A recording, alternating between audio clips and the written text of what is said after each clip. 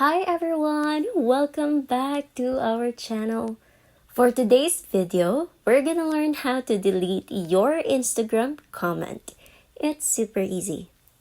The first thing that we need to do is open the Instagram app on your phone. Now scroll down to a post that you want to comment to. Say for example here. And let's put on the comment. Just 3 hearts. And send it. And if ever you change your mind and you want to delete it, what you need to do is just click and hold until the option will appear and you will see the delete option. Tap on that to delete it. And that's it. That's how you delete your Instagram comment. If you find this video helpful, don't forget to click like, subscribe, and click that notification bell for more videos like this. Thanks for watching!